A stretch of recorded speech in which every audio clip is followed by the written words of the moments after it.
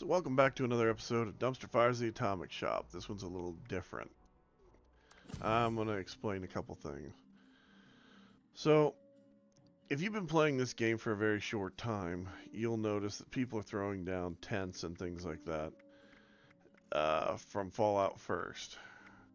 So I'm going to explain some things about Fallout First to you. Now, whenever you get Fallout First, the things that you get for free are you get a scrap box, you get an ammo storage box. They may have some emotes that you can get that'll be available. You'll also get better pricing on some of the items in game, like this page right here to begin with.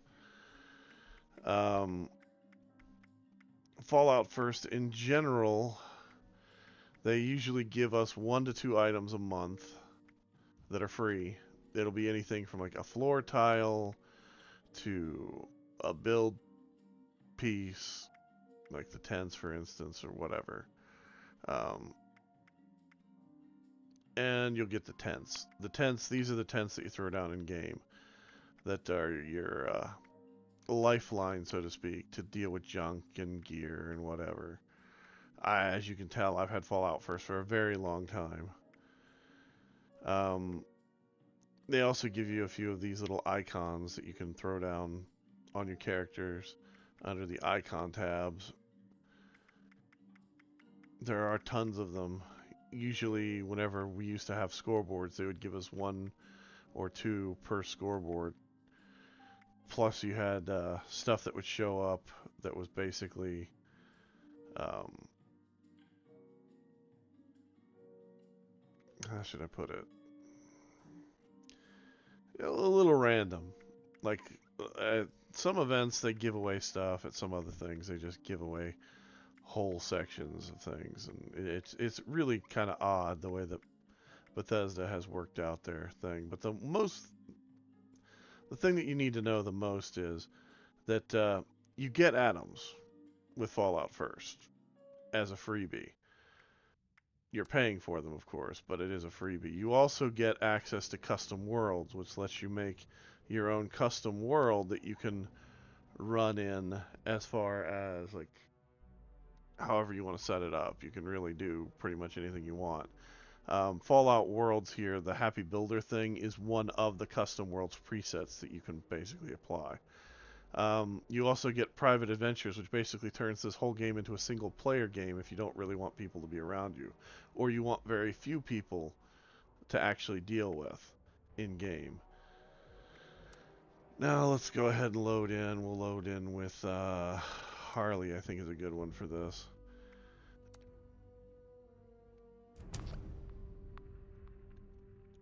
And yes, make sure if you have multiple characters that you click the character you want to use before you accept anything in the Atomic Shop or on the scoreboard that is a permanent item, like, you know, lunch boxes and any of those disposable items that are available in game.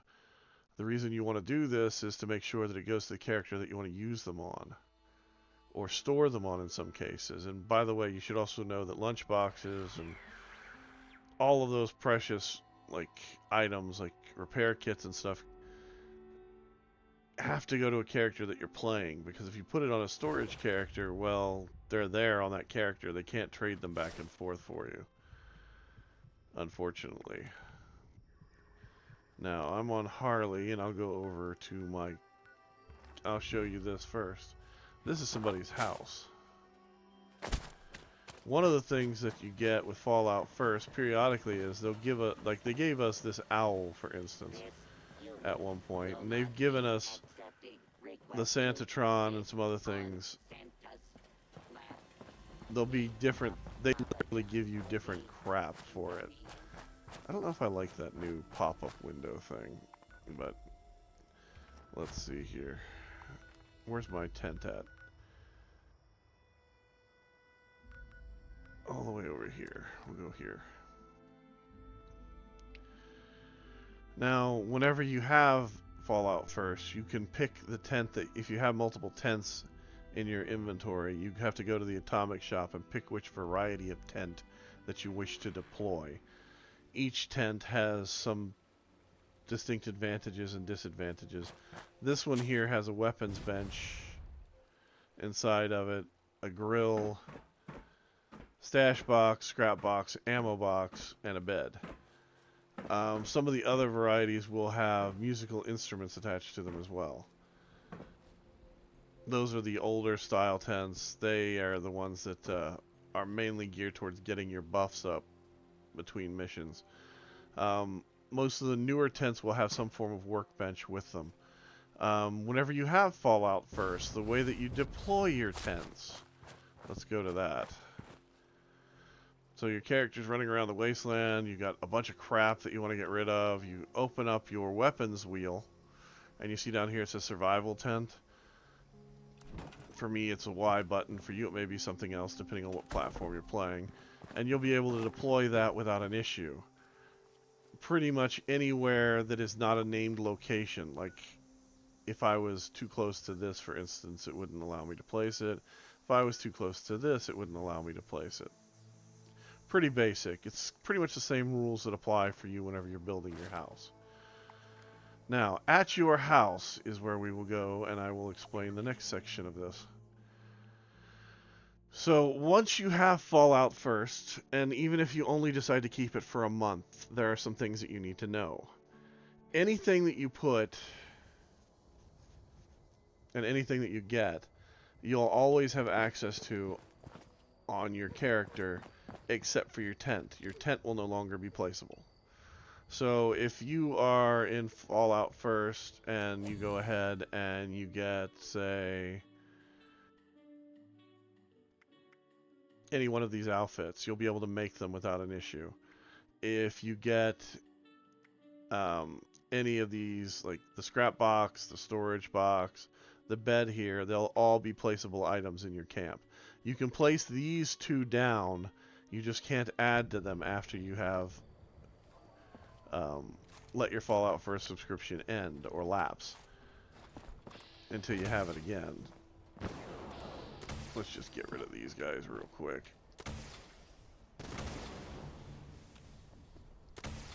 Just to be on the safe side. Because he walks down that way and brings them back all the time, but that's not a big deal. So, like I said, if you have something from Fallout First, and you come on your character, and we'll go ahead and we'll take out all this junk from him, right? You come over to the scrap box. If there's any of this that you want to keep, you should put it in your storage box before coming to the scrap box. Because everything in your inventory now will just disappear into the scrap box. Now, as far as that scrap box goes, once you place things in it, you can take them out manually if you like, or it will slowly draw out over the course of your game if you make things at your crafting benches.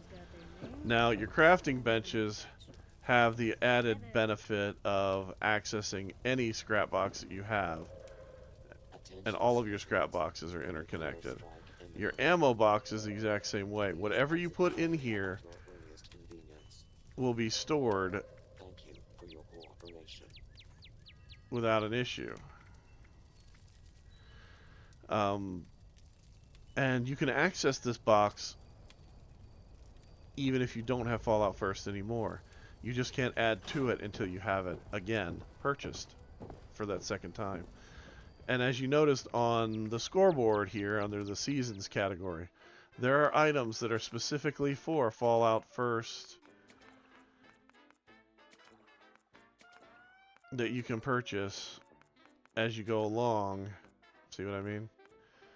Those other had those as well, but I've already bought them, so there's no point. But you can see what I mean by they'll have specific items that are available for Fallout First members to be able to purchase. Now, if you don't have Fallout First, you know you can't purchase these things. And there's some of them, like these lunch boxes, and the stamps, and the caps, and any other item that is like the bullion, that is a disposable item, the scout banners, that you want to make sure you are on the character you want to have those items assigned to. Because as soon as you purchase those items, it goes into that character's inventory. So, I'm making this video just so you guys have a frame of reference for this. Because I don't know how many of you have bought things in the atomic shop. I'm guessing if you've played through the scoreboard, you've accumulated a few atoms here and there. One of the other things you need to know is if you buy the cold shoulder or the axe, those items are not constructed automatically and show up in your inventory. You still have to make them in game. And anything that comes with them, if it's a repair kit or any of that kind of stuff, those will be assigned to whichever character you were on when you bought them. So keep that in mind, just for your own mental health, because I get asked all the time about that question, more so than any other question about any of this stuff. And as far as the building kits, whenever you buy building kits in game, what happens is they go into your inventory under the appropriate section. And with walls, they'll stack up like this, right? And you'll have whatever section it is. I wish they all were like this, and they would all, like this kit is all together, where like half of them are all spread out across the place. They really need to go through and reorganize this. Roof tiles are the same way. With the regular ones in game that are standard roof tiles, let's see, this set here, they had it set to where it was only one, whatever, they were stacked on top of each other.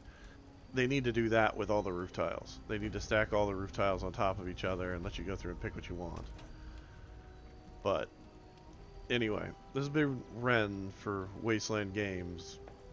Just letting you guys know some of the things that you may have had questions about. And the other thing that you might want to know is this. You can, over here, this is the respec station, right? You get 2 by default. You can add more to it. They charge you atoms for it. It lets you change builds in game. If you want to, that is, you can do that. The other thing is the there was one other one that was, oh yeah, the atoms. You get about $10 worth of atoms per month for this, for Fallout First. If you intend to play for an extended period of time, or if you're a hoarder like most of us, Fallout First really isn't that big a deal, especially whenever it comes to some of the other game passes that are out there. So, but that's my opinion. The game's a buggy mess. Don't play it. Have a good day. Yada yada yada. All the characters look like dog shit. Anyway, talk to you later. Have fun. I'm gonna go kill some robots.